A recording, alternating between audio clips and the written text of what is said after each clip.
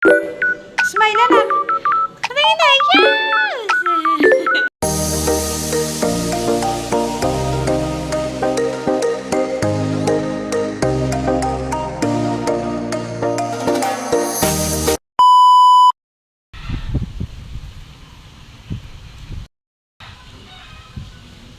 Nandito din po pala si Aya ni Bibi Orin. Bayan po yung mag-ina nakahiga sa duyan.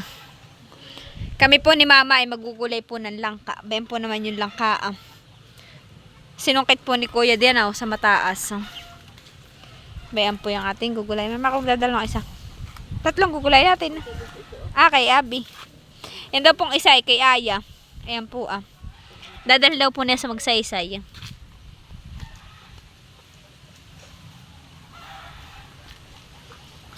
Kahapon po ng hapon ay kami nagwalis dito ni Mama. Talaga naman pong andahon po lang kayo nilalaglag. Bayan na po, atin na po tatalupan. Ito po naman po tayo magtatalip po ng langka sa irrigation.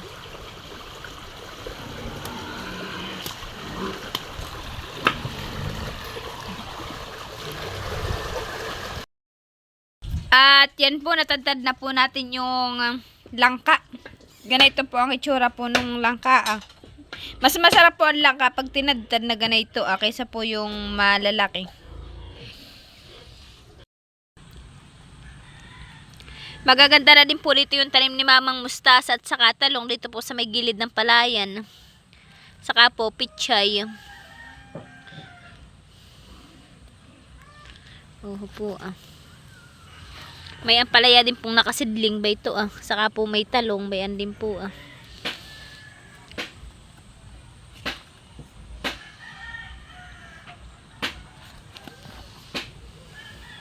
Mga minsan po ay may gugulay na po ulit si na Mamang mustasa.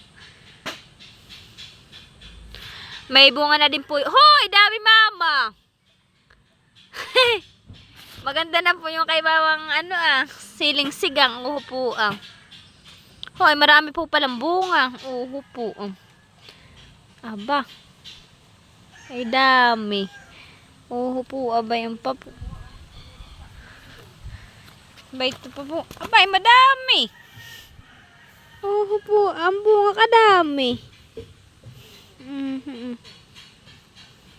Nakakatawa po ito.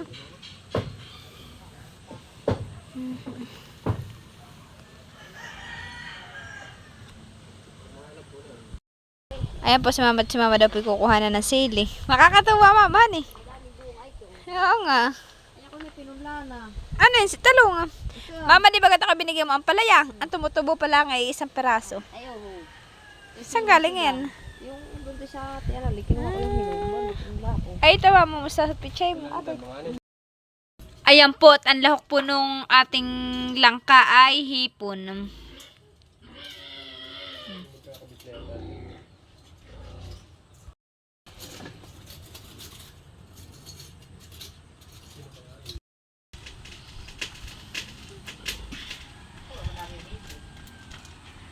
Ganda naman na yan. Ay, sus! Napakaganda naman na yan. Smile. Smile, anak. Smile, anak ko. Smile. Ay, sus! Isa pa, smile.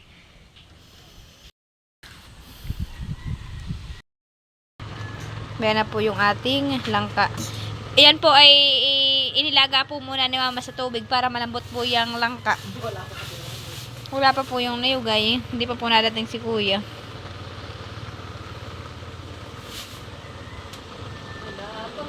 Si Tilat naman po ay nanlalakaya ngayon sa Agos.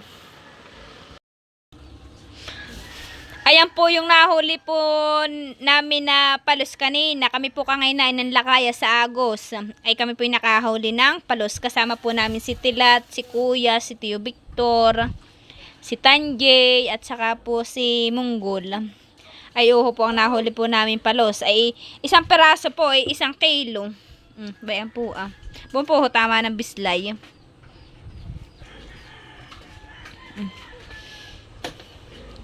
Ito daw po ay mataba. Po napakalaki po. Siya po ay isang piraso. Ito daw po ay 1 kilo. Mama, ilang kilo ito? 2 kilo. Ang isang piraso po ganito ay nag-iisang kilo. 1 kilo, 1 kilo. Bali, 2 kilo daw po. May kinakain pa pong hipon ba? No, ho. Oh.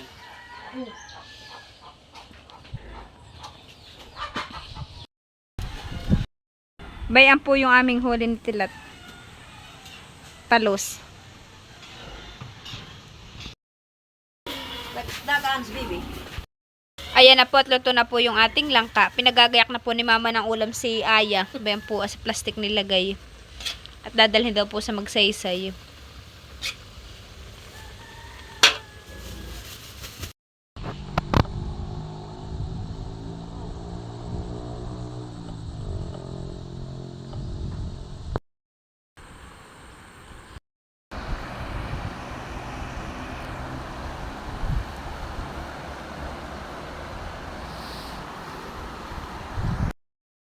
Nga po at nandito na po ulit tayo sa bahay sa Abyawin. At ito po yung mga dala natin. Salamat po mama sa padala po ninyong gulay sa amin. May dala po tayong mustasa at pichay. Ginayak po pala ito ni mama. Saka po may kamote. Ito daw pong kamote para kay Bibi Leticia. Kamuting bagin. Hinukay po ni mama doon sa kanyang taniman. O po, alinis na po pati. Nihugasan na po ni mama. Ilalaga ko po at mamay papakain ko po kay Leticia. Madami-dami po pala itong kamote.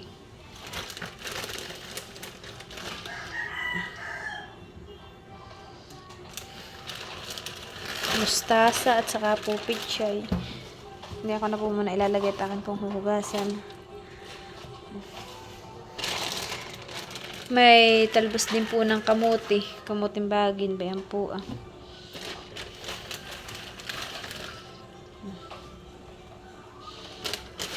At ito naman po yung palos. Ito po ay palos po kung tawagin sa amin. O sa iba po ay igat. Ito pa naman po yung isda pong huli ni Tilat sa lambat at saka po ni Kuya. Kaya po itatabi ko naman po sa rep ito. At ito naman po yung palos Pagkadating ko po dito, ako po yung nagsasaing po at si Tilat po ay kakain po mamaya pagkadating at nasa bayan po siya po si Paput. Ngayon po yung ako po ay nagluluto din po ng isda.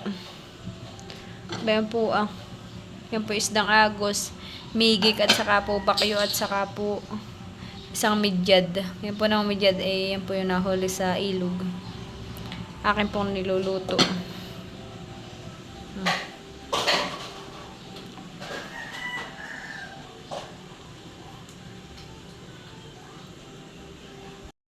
Bayan po naman yung aking bata Anak! Tisha! Gandahan! Ay sus! Ang anak ko.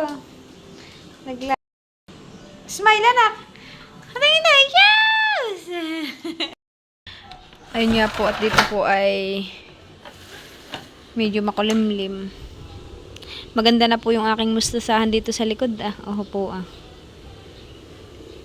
Yun naman pong dulong ayun Yung pong 3 sako, ang tanim ko po doon ay mani at saka po itong gilid na ito pong 2 ito ay may tanim po yan luya. Yun naman pong gitna na yung mga mustasa ay tinamnan ko po siya diyan ng luya. Para pagkatapos po ng mustasa ay may usbong naman pong luya.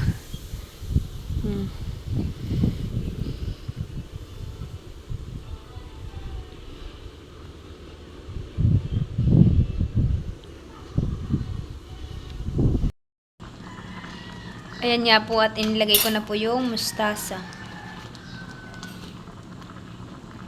Dilaw-dilaw na po yung sabaw sa taba po ng isda.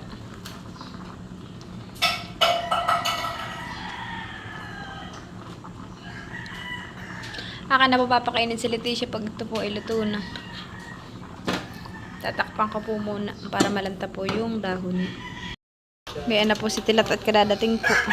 Naibili mo akong sabon Ba? Maganda na po yung ating mga talong at asili. Opo, ayun talong natin. Buhay na po. Wow. Ano po?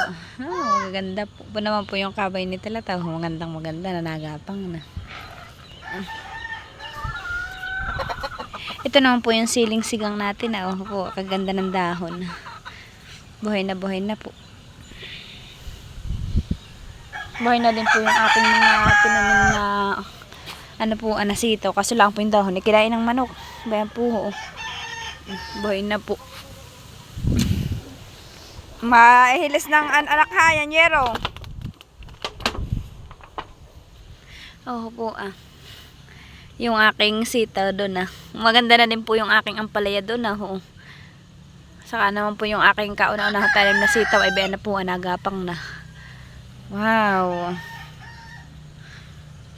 Nagapang na. Ito naman po yung ampalaya ni Mama Huya. Po. Nagapang na din po. Akin na lang pong ginagawa para gumanda po. Tilat! Ito pa po yung aking mga tanim na sitaw. Po, kagaganda. Akin pong tinatakloban ng yero at tinutuktok po ng manok ay kinakain. Ay napuputol. Po, kagaganda. Kami po ni Tilat ay mangunguhapulin ng pambalag para po sila may gagapangan. Po, magaganda na. Bayon pa. Ako po natutuwa din po sa aking upo at nagapang na. Po. Ay nagapang na yung aking upo.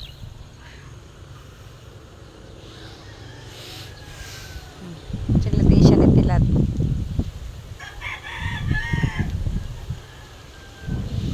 Mga minsan po tayo may gugulayan na dito sa harap ng bahay.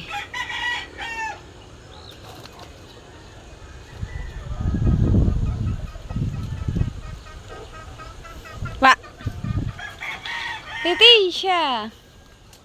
Tilat nagapang na magaganda na Ako po may tanim ditong mani. Bayan po mani. Buhay na. Ewan po kung magkaigi ito. Bayan po Ngayon po na nga sa gibon na yan ayan po ay mani. Ilang gibon din po yan po na Nag-try lang po ako. Nag-testing lang po ako magkakaigi po dito ang mani. Mga buhay na po.